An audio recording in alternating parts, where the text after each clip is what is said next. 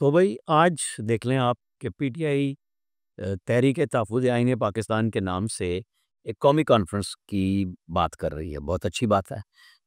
कौमी कॉन्फ्रेंस हो, तहरीक-ए-तहफ़्फ़ुज़ आईन पाकिस्तान के प्लेटफ़ॉर्म से हो, एजेंडा उसका सियासी हो, उसमें अगर इदारों के ऊपर बात नहीं होगी, तो बहुत अच्छी बात होगी, आप करें, ये तो सियासी जमातों का हक़ है। और उसमें वो अपने नाम से इधर बात करने की बजाय पीपल्स पार्टी से तहरीक-ए-तहफ़्फ़ुज़ आईन पाकिस्तान के नाम पे कर रहे हैं। बिल्कुल, और ना पीपल्स पार्टी को पीछे हटना चाहिए। वो बुलाएँ, इन्हें जाना चाहिए और अपना मौक़िफ़ खुल के बयान करना चाहिए कि पीटीआई अगर अपने नाम से हट के पीछे ज पहले भी तहरीक-ए-तहफ़्फ़ुज़ आईन पाकिस्तान के नाम पे 2-3 दफ़ा कोशिशें हुई, लेकिन बात नहीं बन सकी।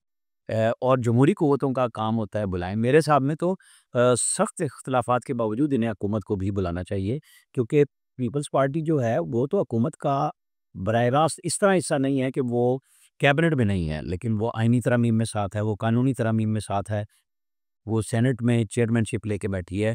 प्रेज़िडेंट पार्लियामेंट का आईनी तौर पे हिस्सा हैं, इसीलिए वो खिताब भी करते हैं हर नए पार्लिमानी साल के आगाज़ पे।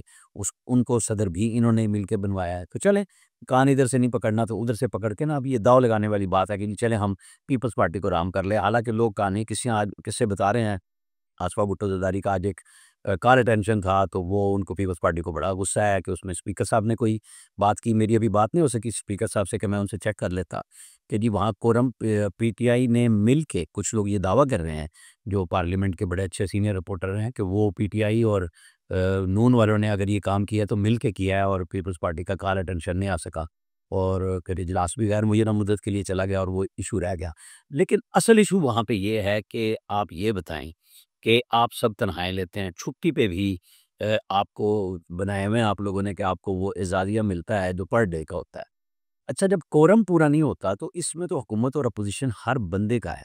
हम बिल्कुल कह देते हैं कि जी जब हुकूमत ने इजलास बुलाया है, तो ये फ़र्ज़ बनता है कि हुकूमत अपनी इतनी बड़ी अक्सरियत जो 2 तिहाई अक्सरियत है ऐवान में कोरम पूरा करे। बिल्कुल ठीक बात है, लेकिन क्या अपोज़िशन की ज़िम्मेदारी नहीं है कि वो भी बैठे आके? ये सब मिल के चलते हैं तो पार्लियामेंट का हुस्न बनता है, बिगाड़ नहीं बनता और हिस्सा लेते हैं। लेकिन जहाँ हुकूमत को ज़रूरत थी, वहाँ अपोज़िशन बायकॉट करके चली जाती है। अब पीटीआई ने देखा ना वोट ही नहीं डाला आईनी तरमीम के खिलाफ और तकरीरें करके और उसके बाद वो साइडों पे हो गए, रिकॉर्ड में आया ही नहीं। वो सिर्फ जेयूआई के 4 वोटरों ने कौमी असम्बली में और सेनेट में जाके उन्होंने जब दूसरी दफ़ा में बात हुई तो उन्होंने उसके अगेंस्ट वोट किया। तो जब हम अवाम की बात करते हैं, एक्सचेकर की बात करते हैं, तो उसमें तो पार्लियामेंट के अंदर तो हुकूमत और अपोज़िशन दोनों बराबर के ज़िम्मेदार हैं। बड़ा भाई होने की हैसियत से हुकूमत की ज़िम्मेदारी है कि वुज़रा को, अपने अरकान असम्बली को या सेनेट हो, तो उसमें सेनेटर्स को हाज़िर करे कि जब इतने भारी खर्चात करोड़ों रुपए एक दिन के खर्चात हैं असम्बली के सेशन के, तो भई ये बातचीत में क्यों होते हैं? वैसे पेट में दर्द होता है हमारे सब के कि जी अवाम के लिए हम बात कर रहे हैं, लेकिन अवाम के इश्यूज़ में तो बात नहीं होती। इश्यूज़ तो आपके अपने ही होते हैं, लेकिन जहाँ बात होनी है, सीरियस होनी है, तो वो आप करते नहीं हैं। अब पीटीआई ने वो उसके ऊपर बहुत किया है दायरा कि कल इमरान खान की हमशीरगान गई हुई थी, पीटीआई के लोग थे, लेकिन बहुत ज़्यादा लोग नहीं थे और ख़ास तौर पे जब रात को वाक़या हुआ, तो उसके लिए जब वाटर कैनन से उनको हटाया गया, बिल्कुल बहुत अफ़सोसनाक बात है। लेकिन आप ये देखें कि मोहतरमा नौरीन ख़ान ने पहले क्या बात की थी इंडियन टीवी पे 28 नवंबर को कि पठान बड़े गयूर होते हैं और हम चाहें तो अडियाला अडियाला झील को तोड़ के ले जा सकते हैं। तो वो जो इंतज़ामिया ने एक तरीके से उस बात को साइड पे किया कि ऐसा मौका ना हो कि लाठीचार्ज हो और कोई खबर इतनी बड़ी बन जाए कि मामला इंतज़ामी तौर पे बिगड़ जाए, गड़बड़ हो जाए, उसको अवॉइड कर रहे हैं कि आप एक प्रोपेगेंडा इंडियन टीवी पे बैठ के करती हैं, उसको लेके नैरेटिव को लेके यहाँ आते हैं। यही तो डीडीआई एसपीआर ने बात कही थी कि आपका कोई ट्वीट आया इमरान खान साहब का और उसके बाद उसको नैरेटिव को उठाता है इंडियन मीडिया, पीटीआई का अपना सोशल मीडिया, फिर अफ़गानिस्तान का मीडिया, फिर उसको लोकल मीडिया में शाम को उठा लिया जाता है, इंटरनेशनली भी कुछ इश्यूज़ पे बात हो जाती है। तो ये वो चीज़ें बात कर रहे थे कि इससे अवाम और मुसल्लह अफ़वाज के दरमियान में दरार डालने की बात हो रही है।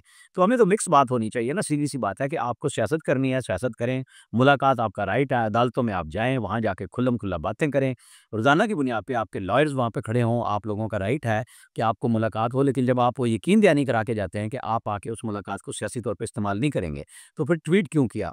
फिर आपको इमरान खान साहब का मैसेज पार्टी को तो देना चाहिए था, लेकिन वो ट्वीट पे नहीं आना चाहिए था। ऐसे लफ्ज़ जो इदारों के दरमियान में स्टेट के जो बाहमी रिफ्ट बनाने वाली बात हो जाए, तो होश के नाखून सबको लेने चाहिए। शायद जो बात मैंने स्टार्ट में कही कि जो अब ये कौमी कॉन्फ्रेंस करने जा रहे हैं तहरीक तहफ़्फ़ुज़ आईन पाकिस्तान के नाम पे, उसके लिए कोशिश मरबूत होनी चाहिए कि एजेंडा ऐसा सेट हो कि गवर्नमेंट से बातचीत का रास्ता बने। ये ना हो कि पहले आप रिज़ाइन कर दें। भाई, पहले आप अपनी बैठने की सहूलत बनाएँ, फिर आप अपने मुतालबात ले जाएँ। कुछ गवर्नमेंट से सुनें, कुछ अपनी मानें। हम आपको कतई ये नहीं कहते कि नहीं जी आप नीचे लग जाएँ और आप गवर्नमेंट की मान लें, फ़ौज की नहीं। आप आइन और कानून के तहत आपका अपोज़िशन का एक राइट है, उसको पार्लियामेंट के अंदर भी एक्सरसाइज़ करें, बाहर भी करें।